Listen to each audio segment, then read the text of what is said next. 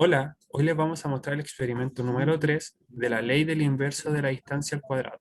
Mi nombre es Cristóbal Maturana y mi compañera Camila Ávila. Hola, bueno, el objetivo de esta actividad es estudiar el comportamiento de una fuente que emite principalmente radiación térmica con tal de verificar si se satisface la ley del inverso de la distancia al cuadrado. Para esto, vamos a considerar una fuente puntual que radia de forma isotrópica con una potencia promedio que va a ser PF, que va a ser la potencia de la fuente. Y la intensidad promedio a una distancia X desde la fuente va a estar dada por la ecuación que aparece en la pantalla. Entonces, si a la distancia X ponemos un sensor que nos permita medir esta intensidad, esa medición será la potencia del sensor PS. Bueno, esta potencia del sensor será proporcional a la intensidad en ese punto X, y la constante de proporcionalidad va a estar dada por el área de la sección transversal de la abertura por donde ingresa la radiación al sensor. Y esta potencia viene dada por la relación que se ve en la pizarra. Ahora, esto, si se cumple que nuestra distancia X es mucho mayor al radio de la abertura del sensor, la potencia medida decrece con el cuadrado de la distancia. Y con esto la fuente se comporta como un radiador isotrópico o puntual. Bueno, el montaje experimental a utilizar es el que se ve a continuación. Consideramos una lámpara o ampolleta conectada a una fuente de poder y a una distancia X determinada vamos a tener un sensor conectado a un voltímetro, el cual nos va a dar la medición que capta el sensor de la radiación de la lámpara. Ahora, el procedimiento es, primero tenemos que medir la radiación ambiental con la fuente apagada en distintos puntos. ¿Esto por qué? Porque cuando se encienda la lámpara, esta tiende a calentarse, por ende va a hacer variar, después de mucho tiempo con la lámpara encendida, va a variar la temperatura ambiente, entonces vamos a tener una variación en, eh, en nuestro ambiente debido a esto. Y además el sensor lo que hace es percibir la radiación que entra, pero no solo la de la lámpara, sino que va a considerar la del ambiente más la de la lámpara. Entonces tenemos que identificar cuál es la del ambiente para luego a la del sensor poder quitarle la del ambiente que se había medido antes. Para medir la radiación emitida por la fuente, primero verificamos el comportamiento al variar la distancia, y se aplica un voltaje constante de 10 volts a la ampolleta, lo cual luego de un tiempo va a poder confirmar una intensidad de corriente constante. Además, se conecta el sensor de radiación a un voltímetro en la escala de los milivolts para mantener este sensor bueno, también tenemos que mantener el sensor y la ampolleta alineadas y solo cambiar la posición entre ellos. Ya, entonces, considerando que el voltímetro conectado al sensor de radiación nos va a dar cada 22 milivolts 1 miliwatt.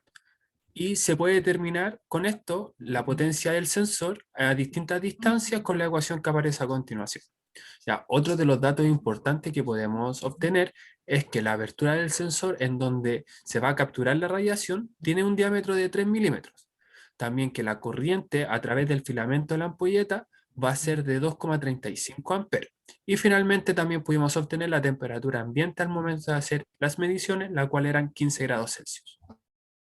Ahora, a partir de nuestro modelo teórico también podemos obtener otros cálculos, como es la potencia de la fuente que tiene que ser constante, como a partir de la intensidad de corriente constante que se obtuvo y el voltaje al cual estaba conectada la lámpara, podemos determinar la potencia de la fuente por la relación que está en la pantalla. Y a partir del diámetro de la abertura del sensor podemos obtener el radio y podemos afirmar que es de 0,15 centímetros. Bueno, ahora lo que vamos a ver es la tabla de datos, como se muestra a continuación, en donde obtuvimos tanto la distancia como el voltaje. A partir de la distancia podemos obtener el cálculo de 1 partido en la distancia al cuadrado, y a partir de esto obtenemos la relación entre el voltaje y el inverso al cuadrado de la distancia. Bueno, si analizamos la ecuación que nos entrega el gráfico, vemos que es una relación lineal y que viene dada por la ecuación de la recta, o sea, del tipo y igual a mx más b, donde nuestra pendiente va a estar representada por la constante de proporcionalidad que teníamos en la otra relación, que sería el radio al cuadrado por la potencia dividido en 4, y podemos afirmar que la radiación ambiental con la fuente apagada corresponde al valor que nos entrega B, o sea, de 0,0574 milivolts por centímetro cuadrado. Ya, el tratamiento de errores se hizo a través de derivadas parciales y se calcula el error de la pendiente m, o sea, de la constante que aparece ahí, de donde los dos factores los cuales vamos a considerar para las derivadas parciales va a ser el radio y la potencia de la fuente, como se puede ver a continuación. Bueno, como conclusión, lo primero que podemos decir es que a partir del gráfico se obtuvo esta relación lineal entre la radiación térmica y el inverso del cuadrado de la distancia.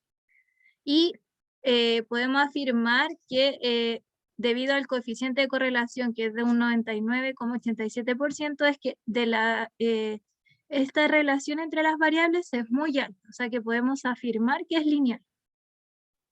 Bueno, a partir de lo anterior, se afirma que a medida que aumenta la distancia, va a disminuir la radiación, demostrando así la ley del inverso al cuadrado de la distancia, la cual nos indica que la radiación térmica en este caso es proporcional al inverso de la distancia al cuadrado. Y finalmente, lo último que podemos concluir es que la radiación térmica ambiental a los 15 grados Celsius es de 0,0026 miliwatts. Muchas gracias.